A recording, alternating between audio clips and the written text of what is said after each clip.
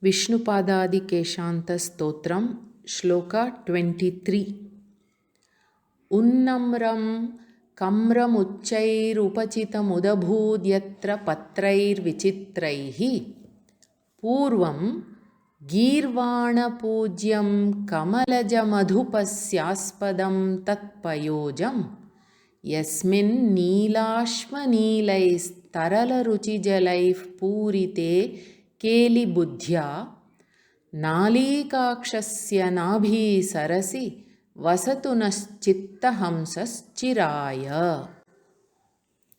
पदच्छेदः अन्वयः च नालीकाक्षस्य यस्मिन् उन्नम्रम् उच्चैः कम्रं विचित्रैः पत्रैः उपचितं गीर्वाणपूज्यं पूर्वं कमलजमधुपस्य आस्पदं तत् पयोजं यत्र उदभूत् नीलाश्मनीलैः तरलरुचिजलैः पूरिते तस्मिन्नाभि सरसि नः चित्तहंसः केलिबुद्ध्या चिराय वसतु. Now प्रतिपदार्थः, as you may have guessed, now Bhagavad-Padacharya is describing, for the purpose of meditation, the navel pond of Mahavishnu. Naha chitta hamsaha. May our swan-like mind, the mind is compared to the swan. Keli buddhya means very effortlessly, in a restful disposition. How should it be? It should chiraya vasatu. Vasatu means may it reside. Chiraya, forever. On whom? Nalikakshasya. In Lord Vishnu, means here Lord Vishnu who has lotus-like eyes. Nalika means lotus. Aksha is the sense organ, which is the eye over here. Such a Lord Vishnu's Nabhi Sarasi, navel pond. Nabhi means navel, Sarasi is the pond. So, in Lord Vishnu's navel pond, may the mind reside forever. Now, how is the navel pond? Tarala ruchi jalaihi purite. The navel pond is said to be purite, filled with tarala, continuously gently moving jalaihi, waters, which are ruchi, means shining rays are being emitted. So this navel pond is said to be filled with gently moving waters which are emitting shining rays.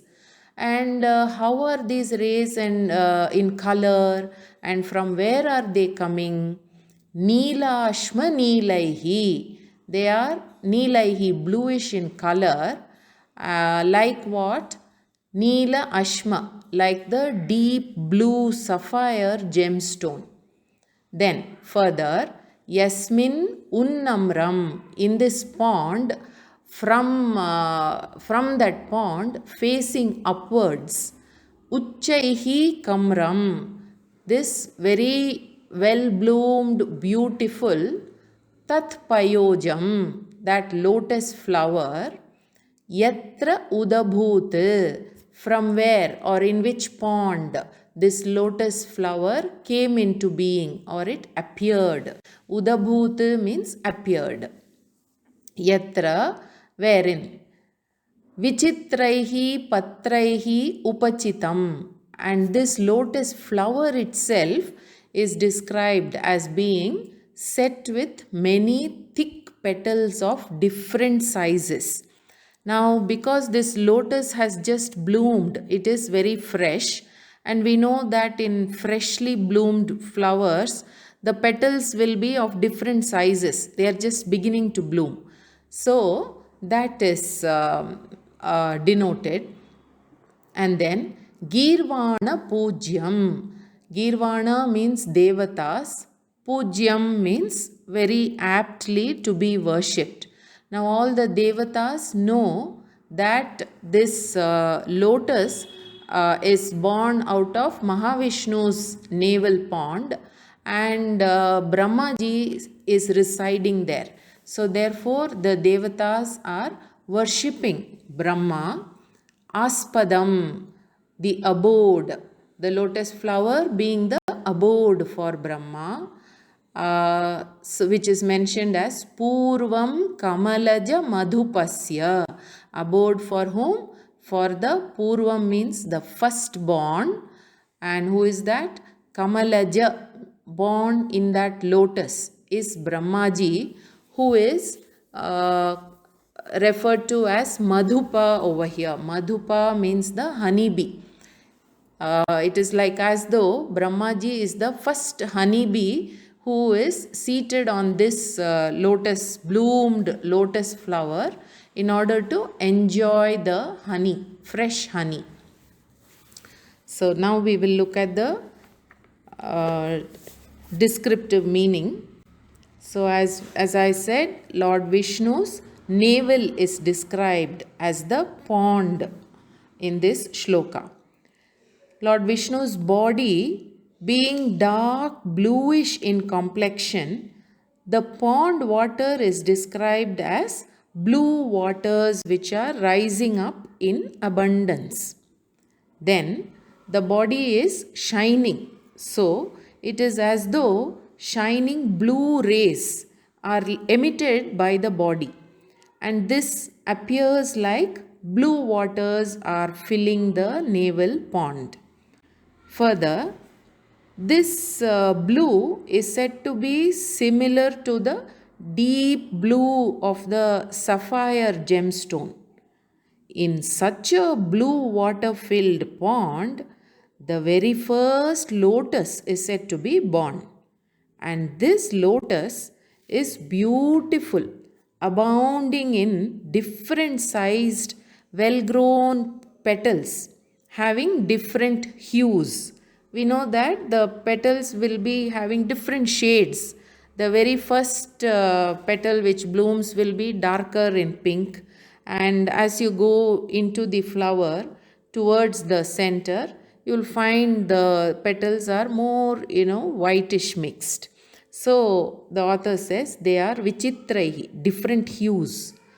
And then, since Brahmaji is known as the creator, and he is said to be born from the navel of Lord Vishnu, Kamalaja is his name. So this beautiful lotus is said to be the abode of the honeybee, who is none other than Brahmaji. That is, Brahmaji is compared to a honeybee. Further, this lotus is very well bloomed and is facing the upward direction. It is standing tall. All the devas, being aware of this great lotus as the abode of creator Brahma, they are all said to be offering worship to this lotus. In such a beautiful navel pond, like a kingly swan residing, may my mind meditate forever. This is the prayer. This shloka conveys beautiful imagery. The navel of Lord Vishnu is conceived as the lotus pond with one unique lotus, which is the abode of creator Brahma, in which the swan of our mind is expected to swim. That is the prayer. Then the blue complexion of his body is conceived as the waters in the pond. Then that very lotus in which the creator resides is described as the earth, and Lord Brahma chanting the Vedas is conceived as a bee inside it. Now, why is Lord Brahma called as Madhupa? That word is very significant. Madhupa means one who drinks honey, the honey bee. So, Brahmaji is said to be a Madhupa because being born from the lotus in the navel pond of Lord Vishnu, Brahmaji is naturally the closest in terms of proximity to Bhagavan. So, he is reveling in the experience of absolute bliss, or Ananda is the honey. Ananda means happiness which does not have an opposite.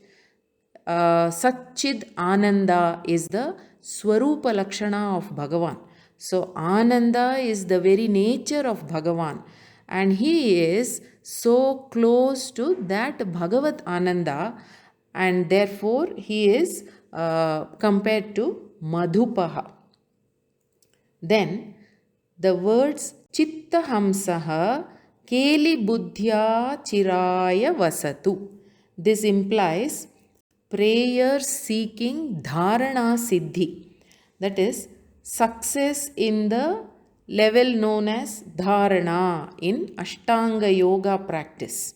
In other words, prayer seeking steadiness and firmness in achieving focus and concentration for a length of time in the advanced practice of meditation. Another significance here is Srimad Bhagavatam says, Nabhasthalam Nabhisaro Grinanti.